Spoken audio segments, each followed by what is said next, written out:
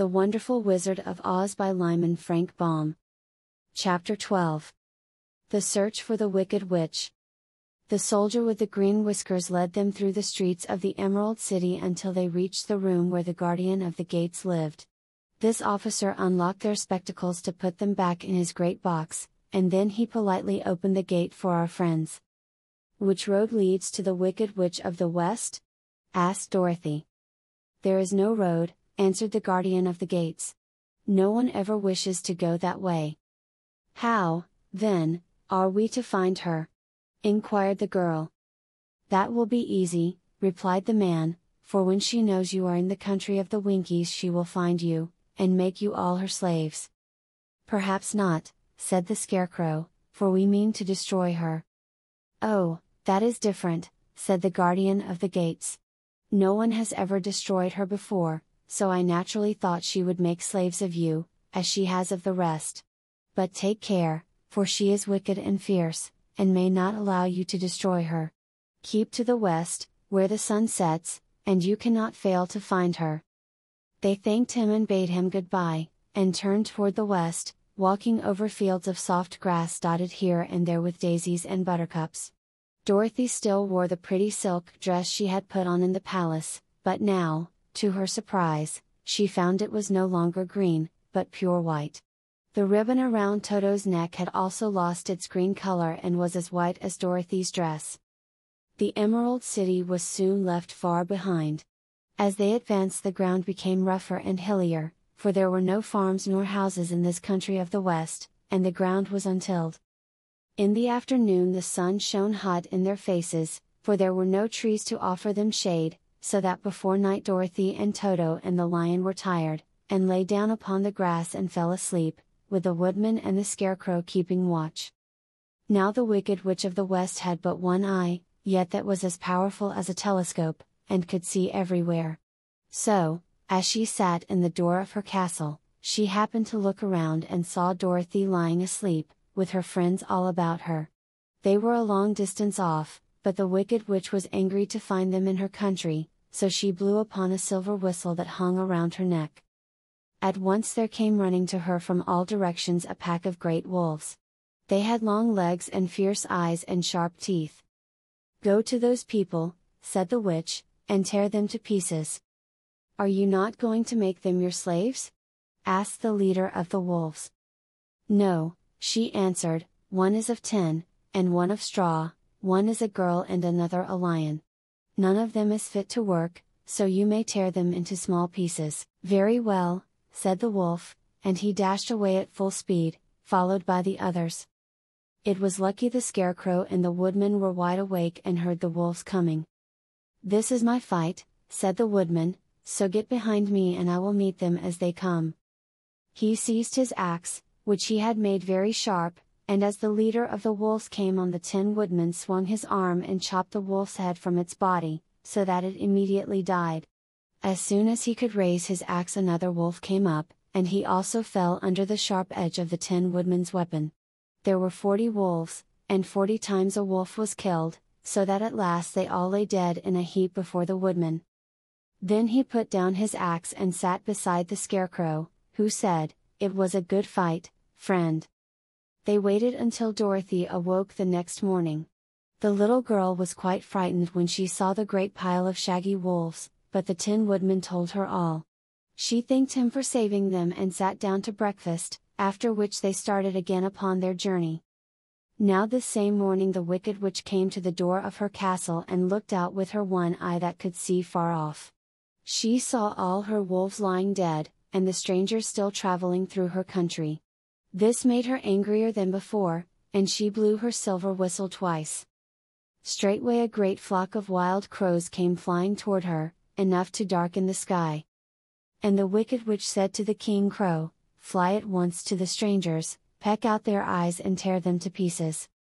The wild crows flew in one great flock toward Dorothy and her companions. When the little girl saw them coming she was afraid. But the Scarecrow said, "This is my battle, so lie down beside me and you will not be harmed." So they all lay upon the ground except the Scarecrow, and he stood up and stretched out his arms. And when the crows saw him they were frightened, as these birds always are by scarecrows, and did not dare to come any nearer. But the King Crow said, "It is only a stuffed man. I will peck his eyes out."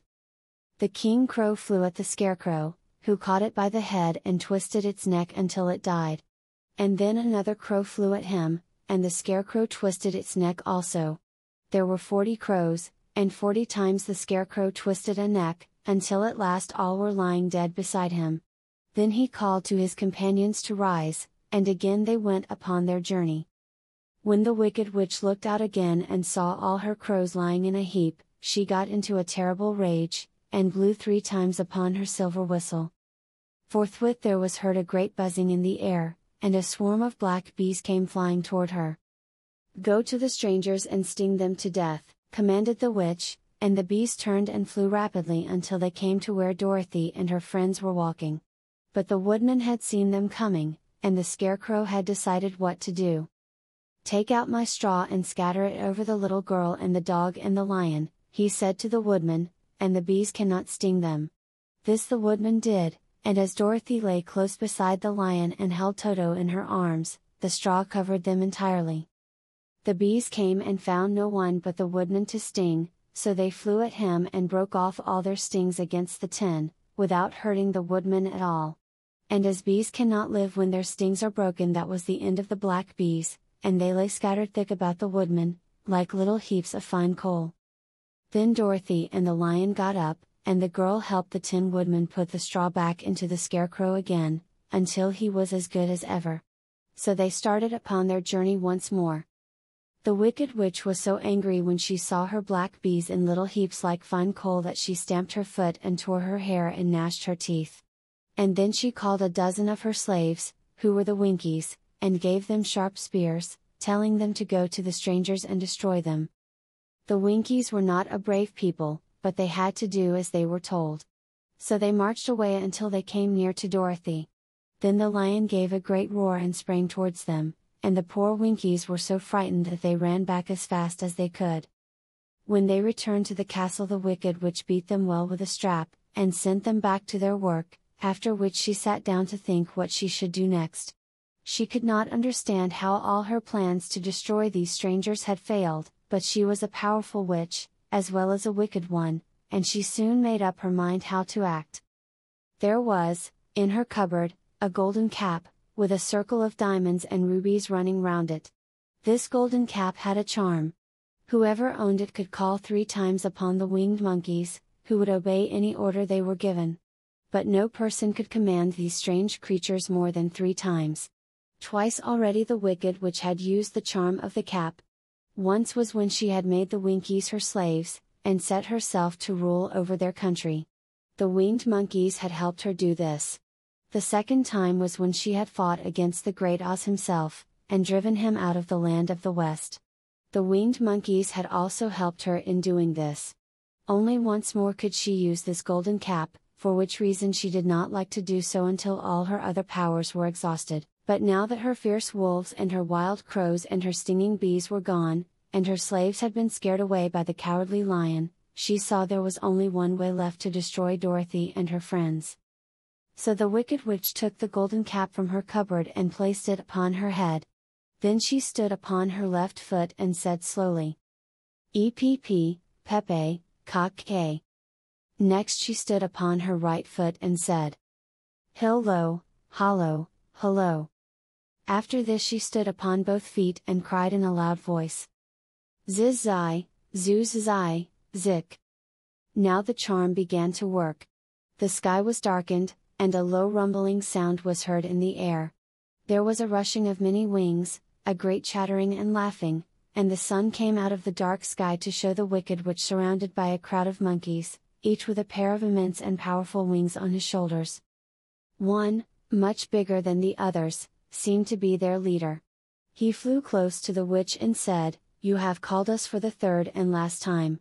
What do you command?" "Go to the strangers who are within my land and destroy them all except the lion," said the Wicked Witch. "Bring that beast to me, for I have a mind to harness him like a horse, and make him work." "Your commands shall be obeyed," said the leader. Then, with a great deal of chattering and noise, the winged monkeys flew away to the place where Dorothy and her friends were walking. Some of the monkeys seized the Tin Woodman and carried him through the air until they were over a country thickly covered with sharp rocks. Here they dropped the poor Woodman, who fell a great distance to the rocks, where he lay so battered and dented that he could neither move nor groan. Others of the monkeys caught the Scarecrow, and with their long fingers pulled all of the straw out of his clothes and head. They made his hat and boots and clothes into a small bundle and threw it into the top branches of a tall tree. The remaining monkeys threw pieces of stout rope around the lion and wound many coils about his body and head and legs, until he was unable to bite or scratch or struggle in any way. Then they lifted him up and flew away with him to the witch's castle, where he was placed in a small yard with a high iron fence around it, so that he could not escape. But Dorothy they did not harm at all. She stood, with Toto in her arms, watching the sad fate of her comrades and thinking it would soon be her turn. The leader of the winged monkeys flew up to her, his long, hairy arms stretched out and his ugly face grinning terribly, but he saw the mark of the good witch's kiss upon her forehead and stopped short, motioning the others not to touch her.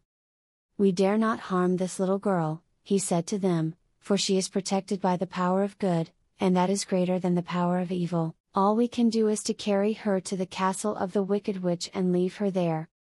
So, carefully and gently, they lifted Dorothy in their arms and carried her swiftly through the air until they came to the castle, where they set her down upon the front doorstep. Then the leader said to the witch, "We have obeyed you as far as we were able. The Tin Woodman and the Scarecrow are destroyed, and the lion is tied up in your yard. The little girl we dare not harm, nor the dog she carries in her arms. Your power over our band is now ended, and you will never see us again." Then all the winged monkeys, with much laughing and chattering and noise, flew into the air and were soon out of sight. The Wicked Witch was both surprised and worried when she saw the mark on Dorothy's forehead, for she knew well that neither the winged monkeys nor she, herself, dare hurt the girl in any way. She looked down at Dorothy's feet, and seeing the silver shoes, began to tremble with fear, for she knew what a powerful charm belonged to them. At first the witch was tempted to run away from Dorothy, but she happened to look into the child's eyes and saw how simple the soul behind them was, and that the little girl did not know of the wonderful power the silver shoes gave her. So the Wicked Witch laughed to herself, and thought, "I can still make her my slave, for she does not know how to use her power." Then she said to Dorothy, harshly and severely, "Come with me, and see that you mind everything I tell you, for if you do not I will make an end of you, as I did of the Tin Woodman and the Scarecrow." Dorothy followed her through many of the beautiful rooms in her castle until they came to the kitchen, where the witch bade her clean the pots and kettles and sweep the floor and keep the fire fed with wood.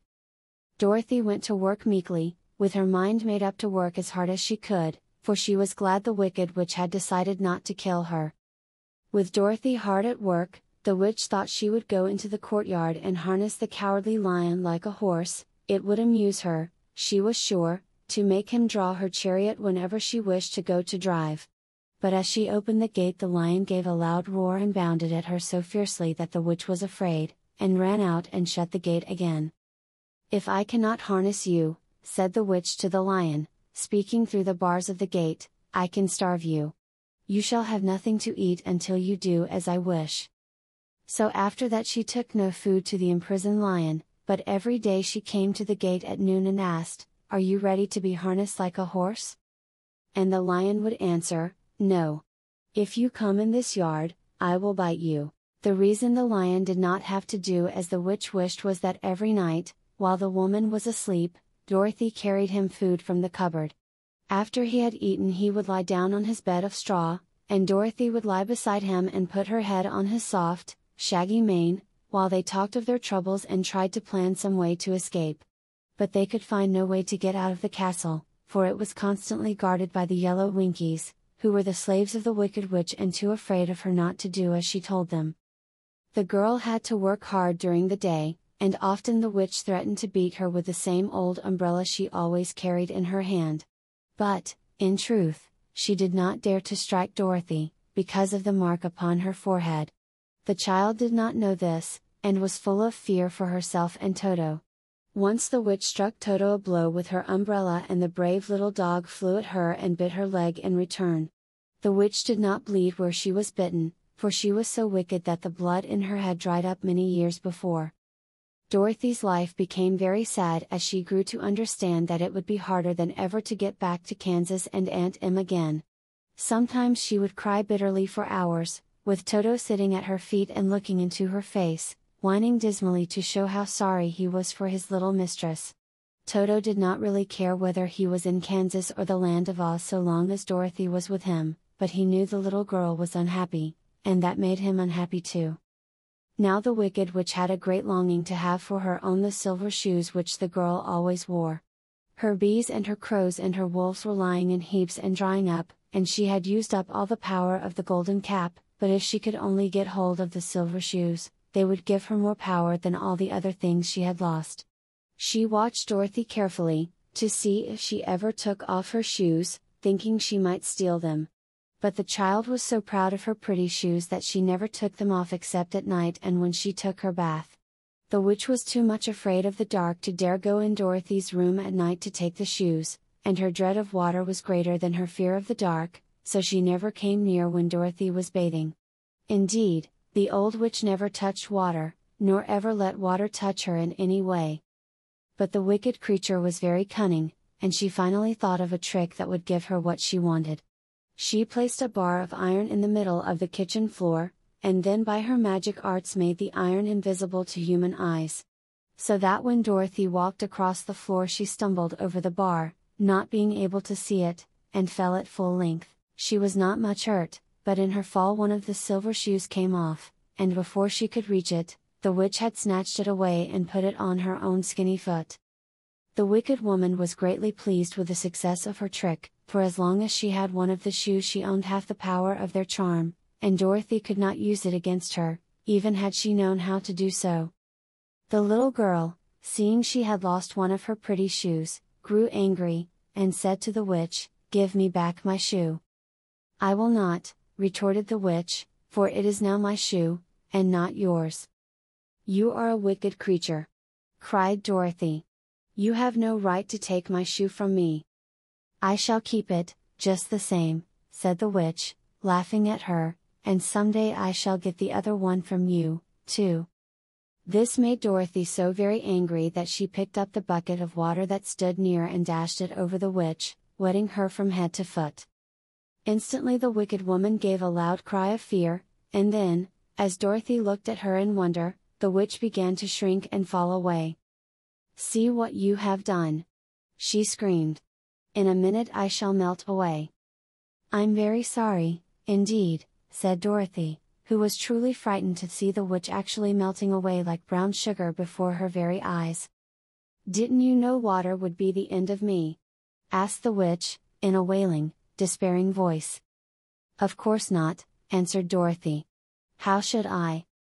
"Well, in a few minutes I shall be all melted, and you will have the castle to yourself. I have been wicked in my day, but I never thought a little girl like you would ever be able to melt me and in my wicked deeds. Look out, here I go." With these words the witch fell down in a brown, melted, shapeless mass and began to spread over the clean boards of the kitchen floor. Seeing that she had really melted away to nothing, Dorothy drew another bucket of water and threw it over the mess. She then swept it all out the door. After picking out the silver shoe, which was all that was left of the old woman, she cleaned and dried it with a cloth, and put it on her foot again. Then, being at last free to do as she chose, she ran out to the courtyard to tell the lion that the Wicked Witch of the West had come to an end, and that they were no longer prisoners in a strange land.